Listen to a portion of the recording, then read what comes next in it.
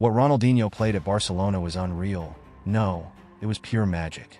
He did whatever he wanted with the ball, leaving the world in disbelief at his genius performances and mind-blowing moves. That's why we call it magic, because such things simply can't be explained. He defied explanation, a one-of-a-kind player who made countless people fall in love with this beautiful game we call football. However, some people talk about Ronaldinho as if he were just an entertainer. But that's not true. He was one of Barcelona's most decisive players between 2004 and 2005, winning the Champions League. Whenever Ronaldinho was on the pitch, we expected magic because he could do whatever he wanted. In my previous video, I talked about Ronaldinho's journey at Grêmio and PSG. If you haven't watched it yet, go check it out and come back here. After the 2002 World Cup, Ronaldinho's relationship with coach Luis Fernandes became unbearable. Ronaldinho loved to play an attack, but Fernandes wanted him to track back and defend. I didn't care whether he liked it or not. He had to do it, Fernandes said years later. Almost out of spite, Fernandes started substituting Ronaldinho earlier and earlier in games. This frustrated not only the player but also the fans because, during this period, Ronaldinho was doing the incredible. The PSG management noticed the star's dissatisfaction and tried everything to keep him, even firing Luis Fernandes. But Ronaldinho remained determined to leave for a bigger European club. The Brazilian star knew that staying at PSG would mean he'd never win anything, so he put his name on the market. This sparked one of football's biggest transfer sagas, culminating in the highest authorities in Catalonia declaring that Ronaldinho had to sign with Barcelona. Why? Because Madrid's Galacticos were already formed and had recently won the Champions League. It all began when Joan Laporta, then a candidate for Barcelona's presidency, promised to sign David Beckham if he won the election. According to Laporta, Beckham's arrival was practically guaranteed. Fans were thrilled because Beckham, at the time, was a media star and a skilled player. We wanted a player who would grab attention and perform well on the pitch. Beckham was perfect, handsome and talented, said Laporta. But things don't always go as planned. After Laporta's victory, Beckham signed with Real Madrid. And why not? He would play alongside Ronaldo, Figo, Roberto Carlos, and Zidane. Meanwhile, Barcelona hadn't won a Champions League since 1992 and hadn't lifted the Spanish League trophy in 3 years. After losing out on Beckham, Laporta turned to his second option, a buck-toothed youngster who had just won the World Cup, Ronaldinho. Ronaldinho's brother and agent, Assis, put his name on the market. 3 clubs showed interest: Manchester United, Barcelona, and Real Madrid. Years earlier, Real Madrid had already taken Luis Figo from Barcelona. Manchester United and Barcelona made strong pushes for Ronaldinho. On one side, there was one of the top teams of the time, led by the best coach of the era. On the other, a club with a project to topple their Galactico rivals, but hadn't won anything significant in years. The representatives of both clubs and Ronaldinho's camp arranged a meeting at a hotel. In one room were Barcelona's representatives, and in another were Manchester United's. Assis moved between the 2 rooms, trying to raise the offers for his brother. It reached a point where Barcelona couldn't increase their bid any further, but Manchester United still could. Television programs were closely following the negotiations, and even announced that Ronaldinho wouldn't join Barcelona because he was asking for more than the club could pay. However, when Ronaldinho left the hotel with his brother, he had signed with Barcelona. That's right, Barcelona had signed him, just as they had done with Romario years before Ronaldo and Rivaldo. I wanted to continue their legacy. I wanted to play for Barcelona from the very beginning. So, when Ronaldinho realized they couldn't increase the offer, he closed the deal with the Catalan team. Barcelona fans went wild. The joy was so overwhelming that it felt like a title celebration. Sometime later, Ronaldinho was presented at Camp Nou as the star he was, with the stadium packed. He wore the shirt of his new club, and no one knew it at that moment. But this would be the stage for a star to shine. While the world was talking about Ronaldinho, he could only think of one phrase his father had told him years earlier: play with joy and have fun on the field. Ronaldinho signed with Barcelona for €30 million, becoming the team's biggest star alongside the Brazilian idol. The new coach, Frank Rijkaard, had his work cut out. Ronaldinho's first game for the club was in a friendly match against Milan, and Laporta's goal was to show the world his newest signing. It worked out perfectly. Ronaldinho scored a stunning long-range goal and displayed moves worthy of applause. Barcelona won 2-0, and Ronaldinho showcased his skills, but much more was needed for him to become a true idol at the club. In Catalonia, Ronaldinho made it a point to bring his family along, deciding to stop partying and focus entirely on football. His first official goal for the club came in a 1-1 draw against Sevilla, where he dribbled past two defenders and scored from outside the box, sending Camp Nou into a frenzy. After that came more brilliant plays, more incredible goals, and dribbles that were always purposeful or aimed toward goal. With the ball at his feet, Ronaldinho made it feel like an extension of his body. He dazzled with vision and never cared about the rivals. What he was doing was absurd. It stopped Europe in its tracks, and I can tell you, the 2003-2004 season wasn't Ronaldinho's best yet. Much more was to come. The team secured second place in La Liga, which was significant because the previous year, without Ronaldinho, Barcelona had finished in sixth. In November 2003, a young, shy, curly-haired player who was already making waves in the youth system was promoted to the first team. He debuted for the club in a friendly against Porto at the start of the 2004-2005 season. Barcelona realized they needed more names to support Ronaldinho, so they signed Samuel Eto'o, Deco, and Edmilson to fight for the Spanish title that had eluded them since 1999. The club's dressing room was like any other, with various groups of players. The first time Ronaldinho trained with Lionel Messi, he couldn't believe his eyes. After training, he called a journalist friend and said, "I just trained with a player who's going to be better than me." But Messi was just a 17-year-old shy kid who barely left his house. Ronaldinho started helping him with his shyness and ball skills. Everyone saw Ronaldinho and Messi training together alone, perfecting their skills. As they say, a legend recognizes another. On August 18, 2004, Brazil played a friendly against Haiti to raise funds for the country after a series of earthquakes. Ronaldinho and Ronaldo were the main stars, and everyone wanted to be near them, to meet them. The entire country of Haiti watched that match, but what really mattered was the joy Ronaldinho brought to them. His smile filled the hearts of Haitians after the disaster. That was his magic. During those days in Haiti, his main spell was to heal the minds of people shattered by the tragedy. Brazil won 6-0, but that wasn't the point. Back at Barcelona, Ronaldinho and Eto'o formed the most powerful attacking duo in Europe. Together, they seemed unstoppable, as if they had known each other for years. They pulled off plays that only they could execute. One word describes Barcelona's start to the season: extraordinary. In the first 8 rounds, they had 7 wins, including a 3-0 victory over their rivals Real Madrid, with a show from Ronaldinho. The Catalan club marched toward the championship with confidence. The number 10 dazzled, scored incredible goals, assisted, and did everything in attack. In the Champions League, Barcelona found themselves in the same group as the strong Milan team, with Maldini, Shevchenko, Kaká, and company. Everyone knew that when those games took place, the world would stop. The powerful Catalan attack against the impenetrable Italian defense was a clash of titans.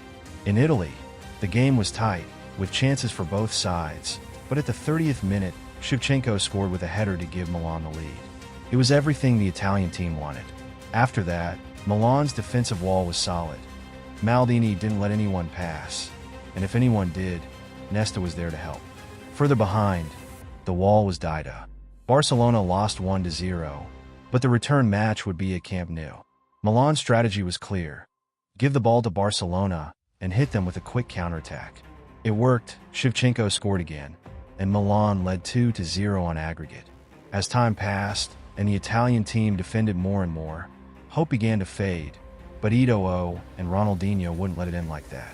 After receiving a great pass from Xavi, Eto'o scored, and Ronaldinho knew that at that moment, he had to do something unexpected.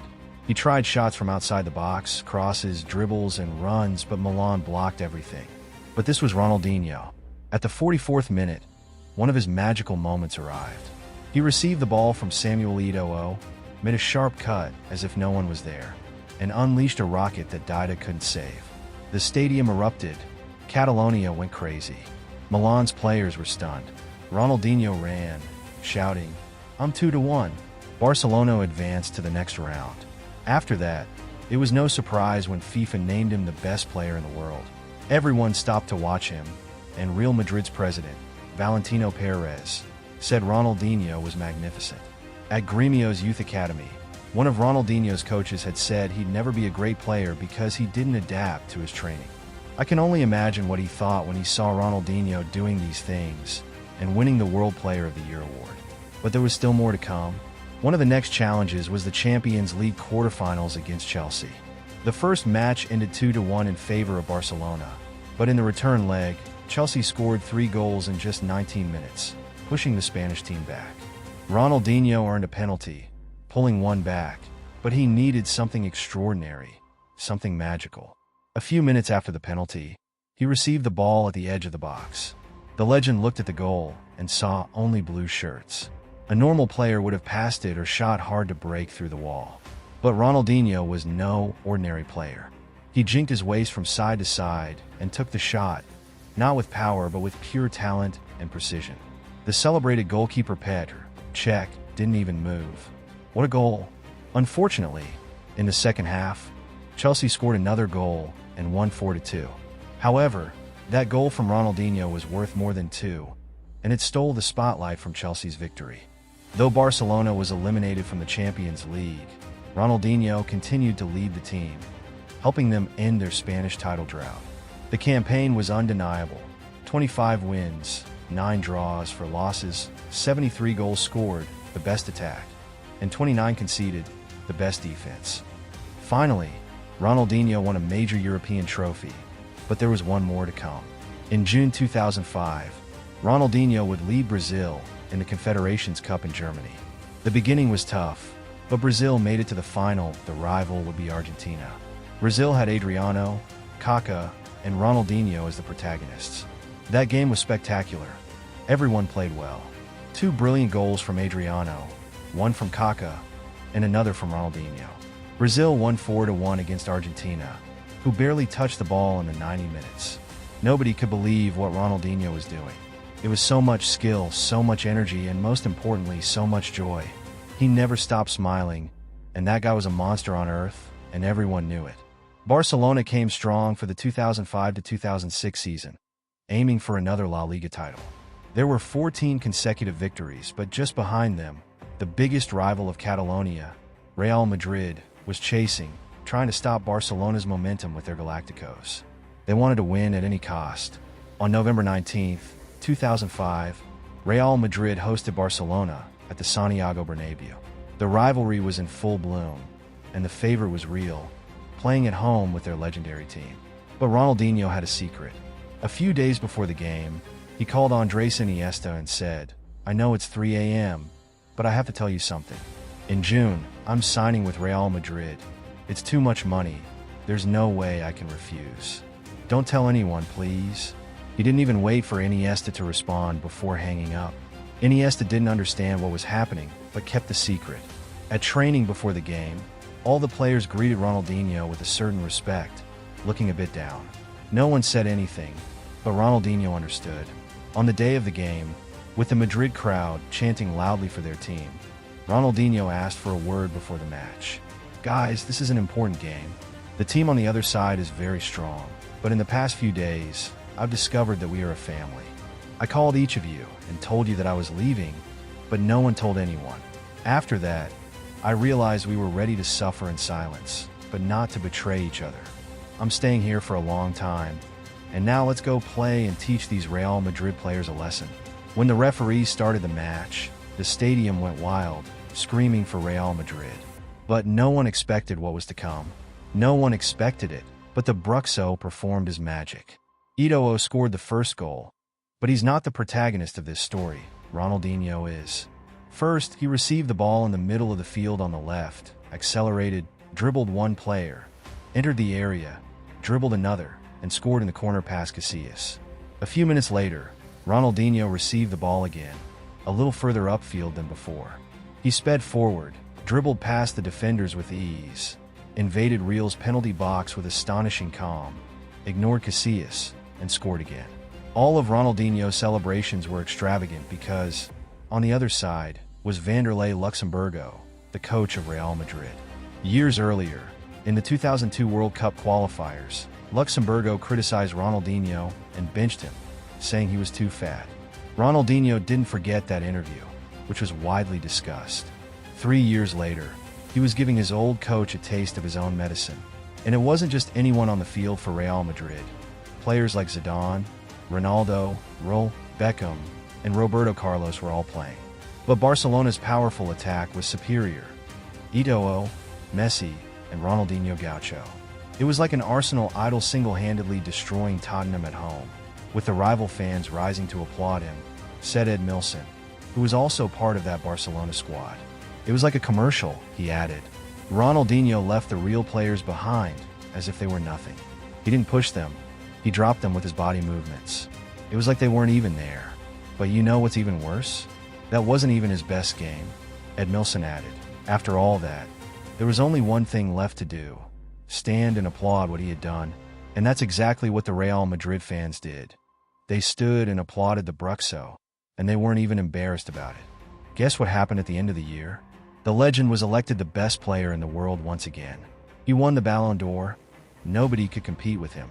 He was the biggest star in the football world, but there was still one thing missing for the legend: the Champions League. That season, Barcelona won La Liga, and the team progressed through the tournament. But in the round of 16, Chelsea was waiting again in London. Barca won 2-1 at Camp Nou in front of more than 98,000 spectators. And Ronaldinho humiliated the English team with backheel passes, sombreros, step-overs, and spine-bending dribbles. The legend did it all. And of course, he scored after passing through 3 defenders. The 1-1 draw qualified Barca, and Ronaldinho showcased his talent in a match that also featured Messi. One of the few times that the two greatest idols of the 21st century played together. At this point, the relationship between Ronaldinho and Messi was solidified. The Brazilian helped Messi with his game and told him a phrase that would become very important in Messi's career: play with joy and have fun on the field. The same phrase he had heard from his father was now being passed to Messi. According to Ronaldinho, Messi would be better than him. Barcelona went through to the Champions League final without problems, facing Arsenal.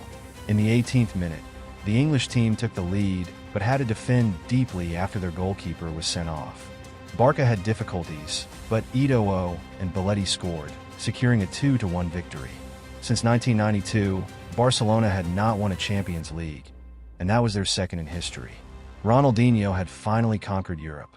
In the 2006 World Cup in Germany, Brazil had an amazing team, but their coach had been outdated for too long and couldn't admit it.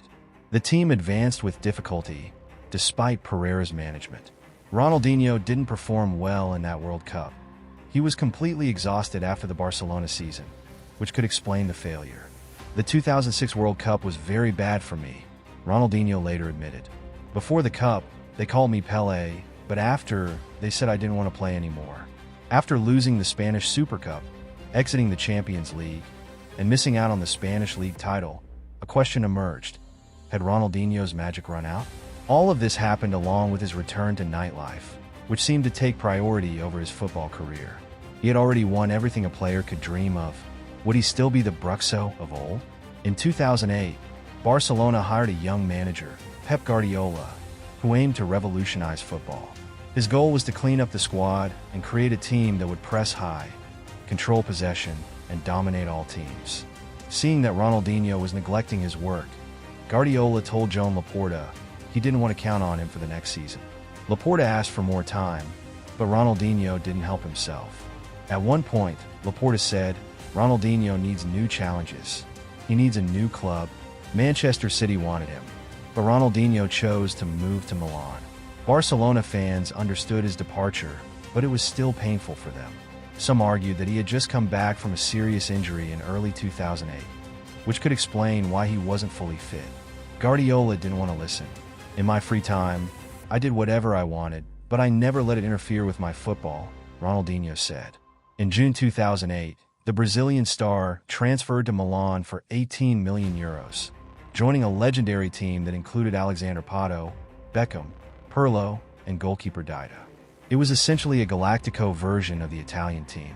That same year, Ronaldinho went to the Beijing Olympics, but the team only earned a bronze medal. People began to question whether the legend still had a place in the national team as the World Cup approached, and Dunga didn't seem happy with Ronaldinho's form at Milan. Ronaldinho scored his first goal for Milan in the best possible way, against Internazionale, heading in a goal in his team's 1-0 victory. In his first season with Milan, he wasn't a regular starter but scored 8 goals in 29 Serie A matches.